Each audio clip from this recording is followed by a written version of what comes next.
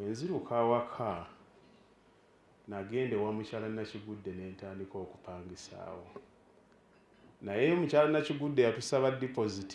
yali wa myezi 3 rent gwe twasasula ebiseera ebyo yali wa $1,500 emyezi egyo nalaba obugu by'omupangisa bw'abaamu kubanga ng'oyagala omanyi obuwanvu kuba obumpi bw'omwezi beera mupangisa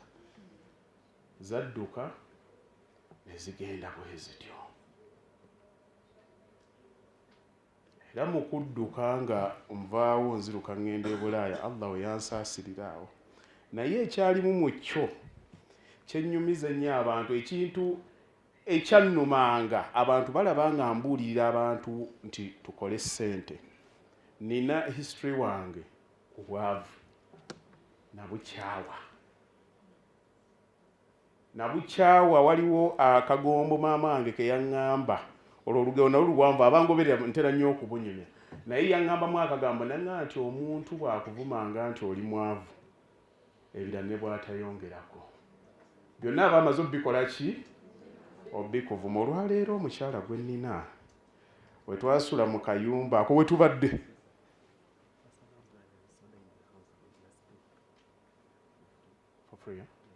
bangayika soda weekali for free bannange bakaleete mukaleete abantu mukabaweereze we tubadde ne Sheikh Yasin ono emisana mbase baggala nawasa nalinawo senga nga bamuyita senga Nakityo we twapangisa we yali abeera ngenda kudda ku kibuuzo kino naye obuyumba bwe twapangisa tekwali kinaabiro olwa ssente ezo zembagambye wammanga naye nga emisana tumweraliikira kuba yali kalina nga muwala we bw'afuluma mu kazigo ajja mumukola ki sikiwa nti bwe babadde banjula awo omulabyeko kuba tubadde ne Sheikh ono gye tuvudde olwaleero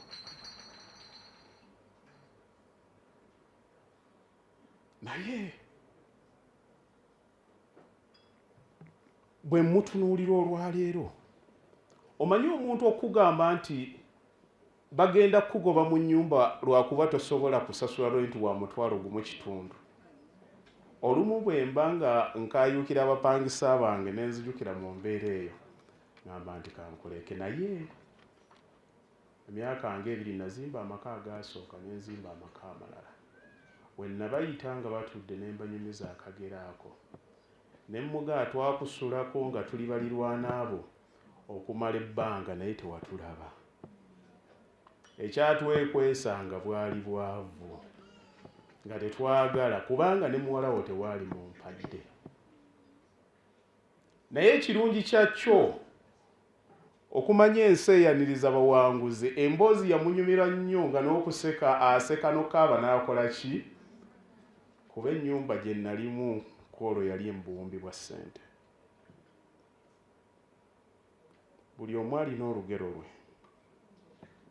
naye yenze omuntu asituka mu maaso g'abantu bwe nnyumya ku bizinesi ne nnyumya ku bufumbo era abantu bwe mba ntandika okubanyumiza obufumbo ne bw'oba nga w'oli ng'oli wa myaka 7 nkugamba nti nina moral authority okunyumya ku bufumbo kuba mbutegeera times and seasons omuntu kyayitamu okufuuka kikyali ensi kyeraba oluvannyuma kubanga buli lugero lwonna abantu balutuula ne baluwuliriza naye tebajja kuwuliriza lugero nga terumaze kuyitamu bagenda kuwuliriza lwa buwanguzi nammwe mulina olugero lwammwe wakati mu kuwulira ebigambo bino mba njagala bibeere nga bya nsonga bikuyambe naawe olumu otuule ng'onyumya olugero nga lulina we lwava nga lutuuse mu mbeera nga luyiseemu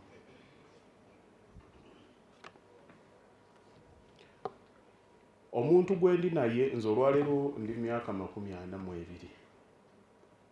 namusisinkana nina emyaka 15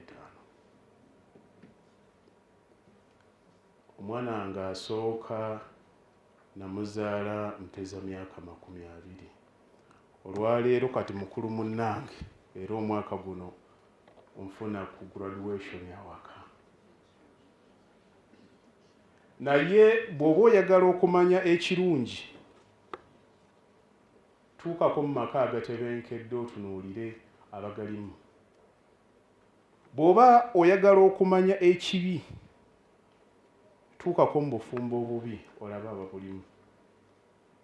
Naye ate bw'oba oyagala okumanya kye bayita experience and wisdom, tunuulirako omuntu ayiseeko mu bibi n'agattako ebirungi n'amanya nti life is a mixture but I've managed to balance. Teri bufumbo buteredde. Naye along the way kwe kubanga osobola okunyumya olugero olwo n'ogamba nti I endured and at the end I won. Kyaliwo gye kyaggweera nakola ki? Nawangula. Nze nno ntera okubeera controversial lwa nsonga nti ebigambo byenjogera sitera nnyo kukozesa biwandiike, ntera nnyo okukozesa psychology, kutunuulira abantu bye bayitamu. Era kyova olaba abamu bagamba bakaluba, bwe yagaggawala ate ayogera bibye byayagala. Nze tewali ludda lwe sibaddeeko. Okay? Tewali ludda lwe sikoze eki?